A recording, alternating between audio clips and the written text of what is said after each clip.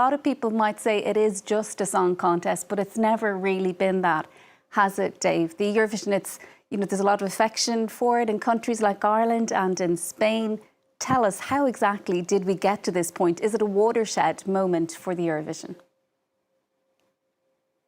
It really is a watershed moment for Eurovision. Look, politics has always been in the background of Eurovision, but it has never been so political as it is right now. And this is, without exaggeration, the biggest crisis that Eurovision has ever faced in its 60-year history. There's a lot of backstory to today's decision that was taken by the EBU in Geneva to keep Israel in the contest. And it all starts in 2022, when Russia was kicked out of Eurovision following its invasion of Ukraine. Eurovision is a non-political song contest, so it was really an unprecedented move to kick Russia out for political reasons. However, at least 7 Eurovision participating countries were threatening to quit the contest if Russia wasn't excluded, and the EBU had to take a very fast decision on that. Now, the EBU is the European Broadcasting Union. It's the Association of European, Middle East, and North African broadcasters that stages the Eurovision Song Contest. And that really was a Rubicon that they crossed when they kicked Russia out. It came back to haunt them in 2023 after the October 7th attacks and Israel's reaction in Gaza. Broadcasters, some selected broadcasters, started being very uncomfortable with Israel's participation in the contest while that Gaza offensive was ongoing. However, none of them actually threatened to pull out of Eurovision over it. And that was the big difference from what happened with Russia in 2022.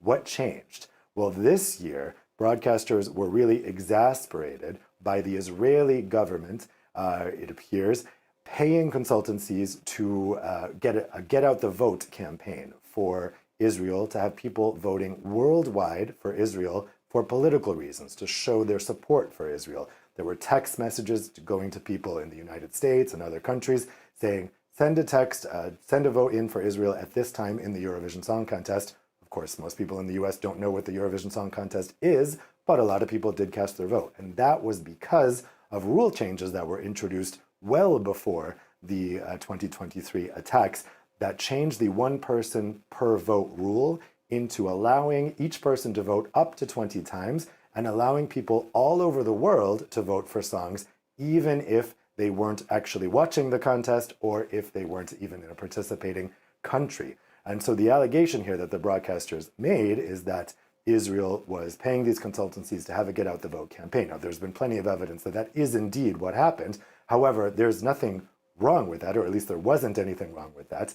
The broadcasters, after this year's contest, asked the rules to be changed because Israel came first in the public vote. And we had that famous scene at the end of this year's contest with a split screen between Israel and Austria. Only half the vote is the public vote. The other half is juries of music experts who are supposed to leave politics aside and only vote on the quality of the song.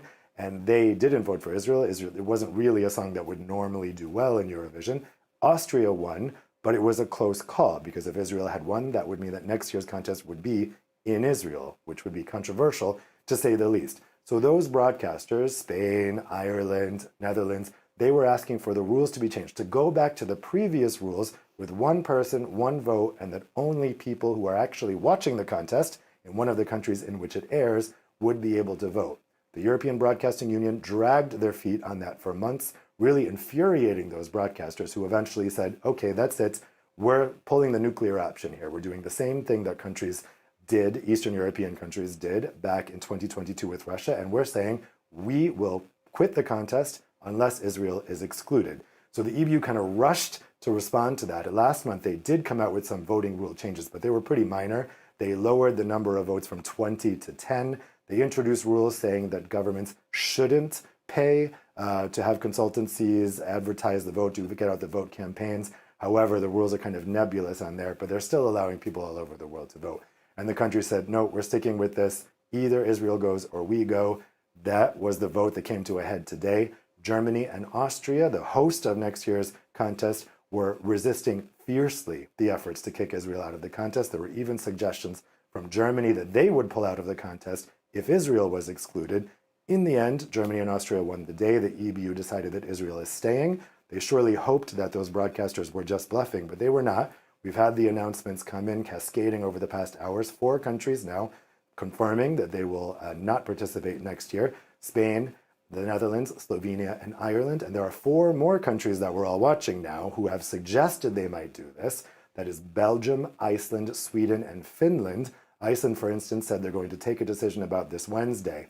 If Sweden were to pull out of this contest, that's the end of the contest. I mean, Sweden is the linchpin of Eurovision. So this is a very, very serious crisis for Eurovision. And there's a very real possibility that there won't be a contest next year, or it won't be happening in any recognizable form.